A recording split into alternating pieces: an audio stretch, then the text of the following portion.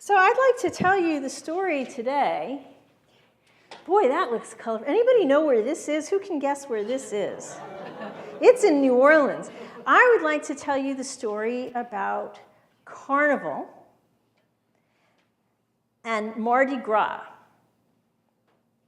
So do you think Carnival was invented in New Orleans? It wasn't. It wasn't. It came from Europe a long time ago. And do you think that New Orleans is the only place where they have carnival celebrations? It's not. It happens in lots of places.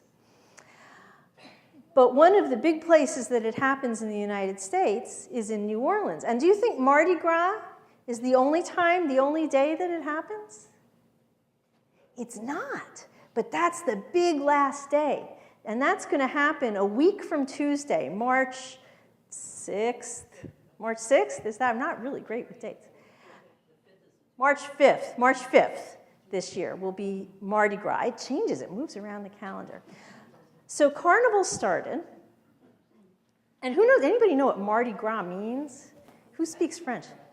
Fat Tuesday. Fat Tuesday. What a funny name for a day. So Carnival Fat Tuesday. Carnival started a long, long time ago in Europe, where there used to be kings who ruled everything, and most of the people, so most of us, would be the peasants. And the peasants had to do whatever the landowners and the kings said. And there was no talking back or arguing. The kings made all the rules. And it started around Christmas time, but then it moved to just after Epiphany, and it went all the way until Lent, which starts on Wednesday, after Fat Tuesday, where people would get a little rowdy, and they'd turn things upside down. And a peasant, a fool, would be the king, and they'd make fun of the rulers. Anybody here like to make fun of the rulers sometimes? Some people like to do that. We call that punching up. Sometimes we like to make fun of the people in power, and so the peasants would make fun of the people in power, and even the people in the church. Not the bishops, but the people below the bishops would make fun of things going on in the church. And it would be a big time of celebration. Well, in the 1600s, French people who came over from, well, where did French people come from? France. And they moved to Louisiana and into New Orleans. They brought those traditions with them to New Orleans. Yeah, and they started having carnivals in New Orleans.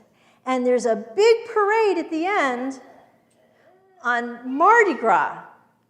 Say Mardi Gras? Mardi Gras, that's right. And in the 1870s, when it got really well organized, some of the colors that I'm wearing right now got put together. They decided that the colors would be purple, green, and gold. And at first they just liked those colors, but now those colors, they took on a meaning. So the purple is for justice. It's because purple is a royal color, and the royalty is supposed to represent justice. And the green is for faith. So purple for justice and green for faith. And the gold, what does gold remind you of? Does gold remind anybody of anything? What does gold remind you of, Des? You know? What does gold remind anybody of? Money, wealth. The gold is for power, because when you have a lot of money, sometimes you have a lot of power. Anybody here would like some power? I'd like power. Power is good. It's good when you, yeah, I don't blame you, Des. When you have power, you can use it for good things.